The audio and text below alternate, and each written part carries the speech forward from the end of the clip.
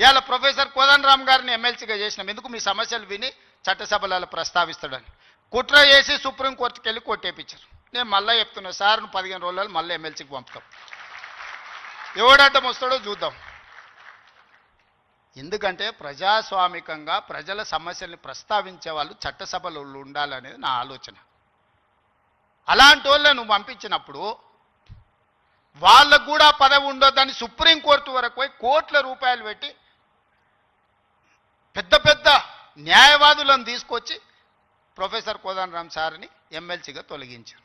ఏం పైశాచికానందం ఇది, ఏం శునకానందం? సార్ ఒక్కడు ప్రొఫెసర్గా ఉంటే తప్ప, ప్రొఫెసర్ గారు ఎమ్మెల్సీగా ఉంటే తప్ప? మీ ఇంటిల్లి పాది మంత్రులు ఉండొచ్చు, ముఖ్యమంత్రి ఉండొచ్చు, ఎమ్మెల్సీలు ఉండొచ్చు, ఎంపీలు ఉండొచ్చు, అన్నీ మీ కుటుంబం ఉండొచ్చు. కానీ పొలిటికల్ చేసి చైర్పర్సన్గా పనిచేసిన కోదండరామ్ గారు ఒక ఎమ్మెల్సీ ఉంటే మీ దుఃఖమేందని అడుగుతున్నా. నా మీద తీటు ఉందంటే నేను అర్థం చేసుకుంటా.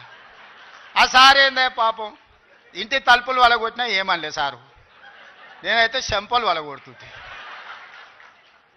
ఆయనను కూడా ఉండొద్దు ఎమ్మెల్సీగా అంటే ఎట్లాంటి ఆలోచనలతో ఉన్నారో ఒకసారి ఆలోచన చేయండి. నేను కాకుండా ఇంకెవరని ఉంటే కుమార్ గారు వైస్ ఛాన్సలర్ అవుతుండేనా? మీరు చెప్పండి, మీరు ఆలోచన చేయండి. జానయ్య గారు అక్కడ అవుతుండేనా వైస్ ఛాన్సలరు? ఈ సామాజిక చైతన్యం ఆనాడు దయాకర్ ఉద్యమంలో యాక్టివ్గా ఉన్నాడు కదా, 10-12 ఏళ్ళు పాపం ఏది రాకుండా అందరు అడ్డం పడ్డారు కదా. ఇవాళ ఎమ్మెల్సీ అయ్యింది కదా దయాకర్ కూడా. ఇవన్నీ ఎందుకు అవుతున్నాయి? బాలలక్ష్మి మీ బిడ్డనే కదా, మీ యూనివర్సిటీలో పెరిగిన అమ్మాయే కదా, ఈరోజు ఈ రాష్ట్ర ప్రభుత్వాన్ని నడిపే దాంట్లో భాగస్వామి అయింది కదా. నేను మీకు విజ్ఞప్తి చేసేది ఒకటే, అపోహలకు లోన్ కాకండి.